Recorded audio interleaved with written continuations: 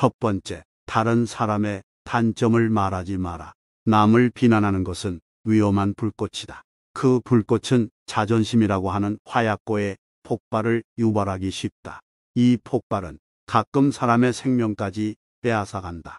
비판이란 쓸데없는 짓이다. 왜냐하면 비판은 인간을 방어적 입장에 서게 하고 대개 그 사람으로 하여금 자신을 정당화하도록 안간힘을 쓰게 만들기 때문이다. 비판이란 위험한 것이다. 왜냐하면 그것은 한 인간의 소중한 자존심에 상처를 입히고 그의 자존심에 손실을 주고 원한을 불러일으키기 때문이다. 내뱉는 말은 상대방의 가슴속에 수십 년 동안 화살처럼 꽂혀 있다. 비난은 부메랑이 되어 나에게 다시 돌아온다. 남을 심판하지 않는다면 나도 심판받지 않을 것이다. 사람의 잘못은 그 자신의 인간관계에서 비롯된다. 남의 잘못을 보면 돌이켜 자신을 반성하라. 두 번째, 나의 사생활을 필요 이상 말하지 마라. 남과 교제할 때 먼저 잊어서는 안 될 일은 상대방에게는 상대방 나름대로의 생활 방식이 있으므로 혼란스럽게 하지 않도록 남의 인생에 함부로 간섭해서는 안 된다는 것이다. 이건 나에게도 마찬가지다. 그들은 당신에게 관심도 없거니와 나의 사생활을 필요 이상으로 말하는 것은 그건 내 인생에 남을 간섭하게 하는 것이다. 사람은 누구나 이기적으로 다른 사람의 사생활보다는 자기 자신에게 더 관심이 많다. 당신의 사생활이 흥미롭더라도 그것은 주위에 퍼져 심심풀이로 소비되거나 언젠가 나에게 비수가 되어 돌아올 뿐 나에게 이득이 되는 경우는 드물다. 세 번째, 자신을 자랑하지 마라.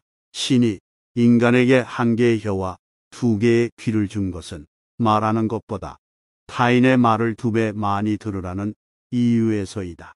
무심코 내뱉은 자랑이 뜻밖의 오해를 부르거나 상대방에게 질투의 대상이 되는 경우가 많다. 그 상황을 책임져야 하는 사람은 자랑을 내뱉은 바로 나 자신이다. 그러므로 입을 열 때는 주의하고 또 주의하자. 철학의 아버지 소크라테스는 이렇게 말했다. 무슨 말이든 해라. 그러면 내가 너를 이해할 수 있으리라. 주고받는 말 속에 심리와 성격이 고스란히 담긴다는 사실을 그는 이미 알고 있었다. 네 번째, 나의 약점을 말하지 마라. 말은 한 사람의 입에서 나오지만 천 사람의 귀로 들어간다. 질병은 입을 쫓아 들어가고 화근은 입을 쫓아 나온다. 어쩔 수 없이 약점을 얘기해야 할 때도 결코 전부를 드러낼 필요는 없다. 들려주어도 괜찮은 말이 있고 감추는 것이 나은 이야기도 있다. 어떻게 해야 할지 판단이 서지 않을 때는 먼저 주의 깊게 다른 사람들을 지켜보면서 때를 기다려라. 사람들을 관찰하며 한 번 더 생각하면 공개해도 좋을지 비밀로 해야 할지가 분명해지기 마련이다. 다섯 번째, 당신의 돈에 대한 이야기는 하지 마라. 세상에서 돈보다 더 사람의 사기를 꺾는 것은 없다. 아무리 친한 친구더라도 돈에 대한 근심은 있을 것이다. 그러니 돈 얘기는 꺼내지 말라. 듣는 사람은 기가 죽고 말한 사람도 자칫하면 그 친구까지도 잃게 될 수 있다. 사람을 상처 입히는 것이 세 개 있다. 번빈, 말다툼, 텅 빈 지갑. 그 중에서 텅 빈 지갑이 가장 크게 사람을 상처 입힌다. 여섯 번째, 당신의 목표에 대해 말하지 마라. 다른 사람에게 당신의 목표를 얘기한다면 좋은 결과로 돌아오는 일은 극히 드물다. 그저 그것을 달성하기 위한 귀중한 힘을 낭비하고 버리게 되는 경우가 많고 당신을 질투하는 사람의 반론을 들을 수 있다. 그들은 자신보다 뛰어난 사람이 많아지는 것을 경계하기에 더 나아지려는 사람을 철저히 뭉개려 할 것이다. 아직 시작도 않은 목표를 남들에게 말하는 것은 당신의 목표를 멀어지게 하는 일이다. 현명한 사람은 말할 것이 있을 때 말하고 어리석은 자들은 그것이 무엇이든 간에 그저 말해야 하기 때문에 말한다. 시작이 일에 있어서 가장 중요한 부분이다. 1시간 동안 같이 놀아보면 1년 동안 대화하는 것보다 그 사람들을 더 잘 알 수 있다. 모든 사람의 마음속에 온갖 종류의 새장이 있다고 가정하라. 어떤 새들은 무리를 지어 다른 새들로부터 이탈하며 어떤 새들은 무리를 이루고 어떤 새들은 외로이 어디론지 마음대로 날아가기도 한다. 이 새들이 곧 지식이며 우리들이 어렸을 때는 이 세상은 텅 비어 있었을 것이다. 그리고 인간이 이 우리 속에 어떤 종류의 지식을 놓고 보관해 두었다면 그는 지식의 대상이 되는 것들을 배우거나 발견했다고 말할 수 있을 것이다. 이것이 곧 아는 것이다.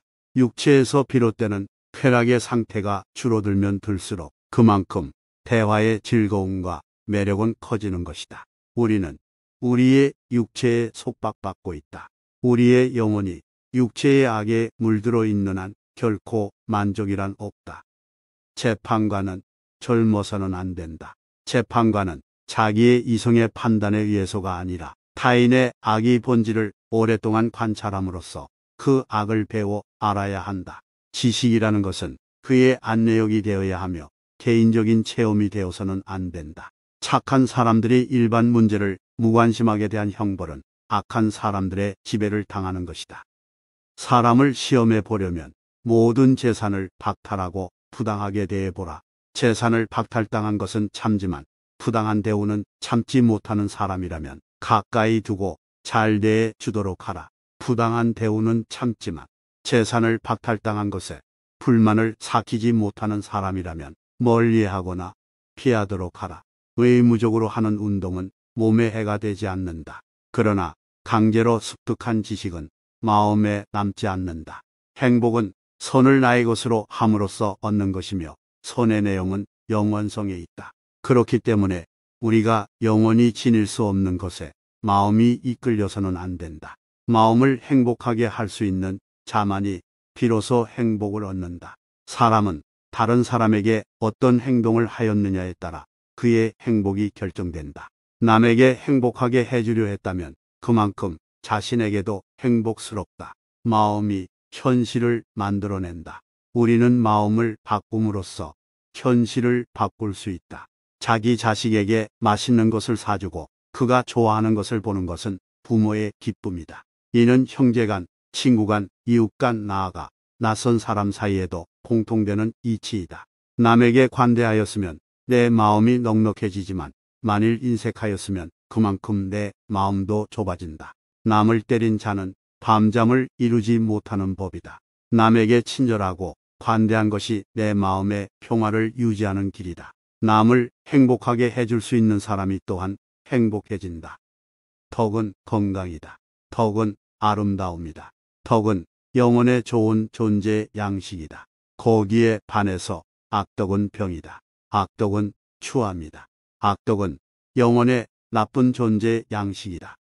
사람은 흙과 같다.